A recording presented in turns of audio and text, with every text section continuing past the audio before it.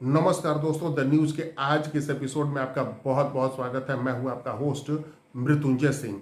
दोस्तों, 2024 के चुनावी समर की रणभेरी बजने में अब महज 10 महीने का समय रह चुका है और इस पीरियड में ये बिल्कुल तय हो चुका है कि जो चुनावी घमासान होगा उसमें एक तरफ होंगे एनडीए का नेतृत्व करने वाले प्रधानमंत्री नरेंद्र मोदी, तो दूसरी तरफ राहुल गांधी चाहें या न चाहें जनता का एक बड़ा वर्ग, साइजेबल पॉपुलेशन ऑफ वोटर्स और मीडिया का एक बड़ा वर्ग मोदी के वर्ग से राहुल को ही रखेगा। भले ही इंडिया हाल ही में जो फॉर्म हुआ इंडिया अलायंस राहुल को अपना नेता माने या न माने अपनी बला से। तो दोस्तों, ऐसी सूरत में हमने एक खास किस्म का चुनावी विश्लेषण करने का मन बनाया है जो सही में बहुत ज़्यादा पर्टिनेंट यानी समीचीन है, बहुत ज़्यादा उचित है कि इस पर चर्चा की जाए। देखिए, बिहार और उत्तर प्रदेश की जनता का राहुल गांधी के लिए एक स्पष्ट संदेश है, एक स्पष्ट आदेश है। अगर राहुल गांधी उस आदेश के मुताबिक काम करते हैं तो फिर तो वो अपनी पार्टी के तकदीर को संवार ले जाएंगे, क्योंकि उनकी पार्टी का सितारा जब से वो पार्टी के शीर्ष पर जैसे जैसे ऊपर जा रहे हैं, पार्टी का सितारा गर्दिश में जाता रहा है। राहुल गांधी की जो पार्टी है कांग्रेस पार्टी, वो 2014 से लेकर के अभी तक के तमाम चुनावों में हमने देखा कि इन दो राज्यों में उसका सितारा गर्दिश में ही डूबता चला जा रहा है।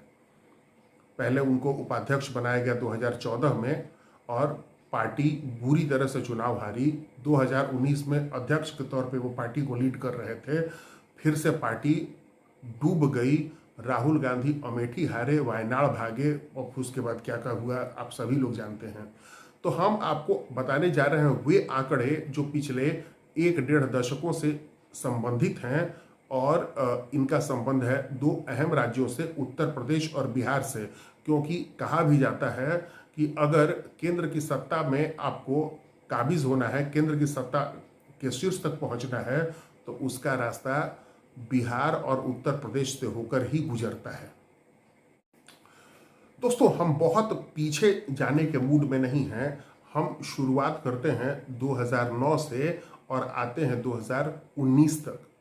2009 के लोकसभा चुनाव में उत्तर प्रदेश में कांग्रेस पार्टी को तकरीबन 18% वोट मिले थे और वहां की 80 सीटों में कांग्रेस को 21 सीटें हासिल हुई थीं और ये कांग्रेस के लिए एक बड़ी सफलता थी, क्योंकि इसके पहले कांग्रेस को महज 5-7 सीटों से ज़्यादा लोकसभा में सीटें नहीं मिल पाती थी। ये पूरे 90 के दशक में यही होता रहा।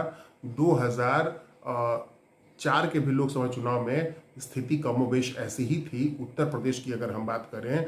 लेकिन 2004 में अमेठी से चुनाव जीतने के बाद राहुल गांधी ने और कुछ किया हो या नहीं किया हो, लेकिन उन्होंने इतना जरूर किया कि वे झोपड़ी नुमा बस्तियों में जाकर वहाँ पर गरीबों के घर में भोजन जो करते थे उसका शायद ऐसा असर जरूर हुआ कि नेहरू जी का नाती है, गरीबों के घर में जाकर थाली सेवन कर रहा है, तो भाई गरीबों का वोट उसको तो मिलना चाहिए और इसका फायदा मिला। और उत्तर प्रदेश में कांग्रेस का जो वोट शेयर है वो 18% से ऊपर चला गया और सीटों की संख्या 21 हो गई। इतनी सीटें कांग्रेस को पूरे 90 के दशक से लेकर 2004 के चुनाव तक कभी नहीं मिली थी। साथ ही साथ कांग्रेस का प्रभाव, कांग्रेस का वर्चस्व इतना ज्यादा बढ़ा हुआ था 2009 के लोकसभा चुनाव में कि कांग्रेस पार्टी ने फिरोजाबाद लोकसभा के उपचुनाव में मुलायम सिंह यादव की बहू डिंपल यादव तक को पटखनी दे दी थी और एक उपचुनाव भी जीत लिया था। और इस तरह से देखा जाए तो 2009 के लोकसभा चुनाव में कांग्रेस को कुल 22 सीटें मिल गई थी। लेकिन राहुल गांधी ने जनता के इस आशीर्वाद की, इस अपेक्षा के मुताबिक काम नहीं किया और नतीजा सर्वविदित है। सभी लोग जान रहे हैं, सब लोग इस बात को देख रहे हैं कि किस तरीके से राहुल गांधी ने 2014 में अपनी पार्टी की मिट्टी पलीद कर दी। 2014 में कांग्रेस को 7.5% के करीब वोट्स मिले थे और लोकसभा की मात्र 2 सीटें मिली थीं। 2014 की बात कर रहा हूं। 5 साल बाद 2009 में जहां 22 सीटें मिली थीं और 18% वोट शेयर था, वहीं 2014 में कांग्रेस की हैसियत गिर के कहां पहुंच गई? तो ये गिर करके पहुंच गई लगभग 7.5% वोट शेयर और लोकसभा की मात्र 2 सीटें। और वो भी कौन सी 2 सीटें थीं? अमेठी और रायबरेली। और हम बात करें अगर 2019 के लोकसभा चुनाव की, तो उत्तर प्रदेश में 2019 में तो कांग्रेस का बेड़ा और ज्यादा गर्क हुआ जब राहुल गांधी कांग्रेस के राष्ट्रीय अध्यक्ष के तौर पे उत्तर प्रदेश के अमेठी सीट से चुनाव लड़ रहे थे और राष्ट्रीय अध्यक्ष के तौर पे अपनी पार्टी को लीड कर रहे थे 2019 के लोकसभा चुनाव में। उस समय कांग्रेस को 2019 में महज 6.4% वोट शेयर मिला था और लोकसभा की सिर्फ 1 सीट मिली। वो कौन सी थी? रायबरेली, जहां से सोनिया गांधी तो चुनाव जीत पाई, लेकिन राहुल गांधी तक अमेठी में चुनाव हार गए। अब सवाल उठता है कि उत्तर प्रदेश में कांग्रेस का सितारा राहुल गांधी के नेतृत्व में क्यों डूबा और 2009 में क्यों उभरा था? देखिए, 2009 में राहुल गांधी ने कुछ तिकड़म भिड़ाया था।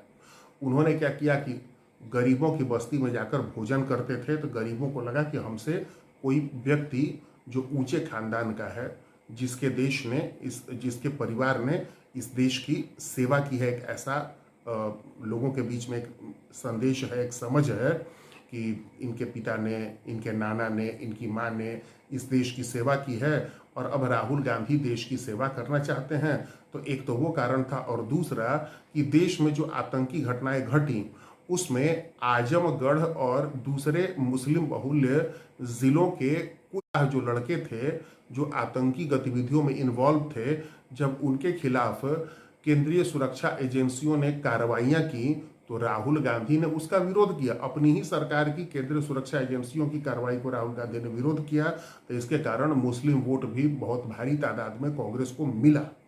समाजवादी पार्टी के और बसपा के, बहुजन समाज पार्टी के मुस्लिम वोट को राहुल गांधी काटने में कामयाब रहे और इस तरीके से राहुल गांधी कांग्रेस के लिए 22 सीटें लेकर के आए थे, लेकिन उसके बाद फिर वो धुप करके बैठ गए और नतीजा क्या हुआ? जनता से उनका पूरी तरह से संपर्क कट गया और वो जो उनका जो ड्रामेटिक्स था राहुल गांधी का, जो 2009 में उन्होंने दिखाया था, वो उसकी कलाई पूरी तरह से खुल गई और 2014 में और 19 में लगातार उनकी पार्टी गिरते गिरते कहाँ पहुंच गई? लोकसभा की मात्र 1 सीट पर सिमट कर इनकी पार्टी रह गई। दोस्तों, इसी के साथ साथ अगर हम बिहार की बात करें तो 2009 के लोकसभा चुनाव में कांग्रेस को 10% वोट शेयर मिला था और कुल लोकसभा की 40 में से 2 सीटें मिली थीं। इसके अलावा 2014 के लोकसभा चुनाव में, हमने 2009 की बात बताई आपको कि 10% वोट शेयर था कांग्रेस का, लोकसभा की 2 सीटें मिली थीं। 2014 के लोकसभा चुनाव की बात करें तो कांग्रेस को 6% वोट मिला था और लोकसभा की 2 सीटें हासिल हुई थी। और 2019 में 7.9% वोट शेयर मिला था और कांग्रेस को सिर्फ 1 सीट मिली थी 40 में। तो दोस्तों, उत्तर प्रदेश में 2009 से लेकर 2019 तक सीटों की संख्या रही 9 में 22। उत्तर प्रदेश की बात कर रहा हूं। 2009 में 22 सीट, 14 में 2 सीट और 2019 में 1 सीट। बिहार की बात करें तो 2009 में 2 सीट, 2014 में 2 सीट और 2019 में 1 सीट। भाई, उत्तर प्रदेश और बिहार जैसे राज्य में अपनी पार्टी के औकात को मिट्टी में मिला देंगे। उम्मीद करेंगे कि आपकी पार्टी को केंद्र की सत्ता में वापस से स्थापित कर पाएंगे। ये सपना मत देखें। आपको इतना परिश्रम करने की जरूरत थी कि बिहार और उत्तर प्रदेश की जनता के बीच आप एक कनेक्ट कायम कर पाते, और आज ये तय हो गया है कि उत्तर प्रदेश और बिहार में आपकी पार्टी कुछ अच्छा नहीं करने जा रही। और जब आपकी पार्टी बिहार और उत्तर प्रदेश में, आज ये तय है, क्योंकि अब कांग्रेस के लिए उत्तर प्रदेश और बिहार में कोई स्पेस नहीं बचा हुआ है। कांग्रेस ने जिस तरीके से दोनों ही राज्यों में पिछलग्गू बन करके, बिहार में राष्ट्रीय जनता दल का और उत्तर प्रदेश में कभी बसपा, कभी समाजवादी पार्टी और इन सभी की पिछलग्गू बन करके जिस तरीके से कांग्रेस काम करती रही, इसके मद्देनज़र तो स्पष्ट है कि अब कांग्रेस के लिए बिहार और उत्तर प्रदेश में कोई स्पेस नहीं बच गया है।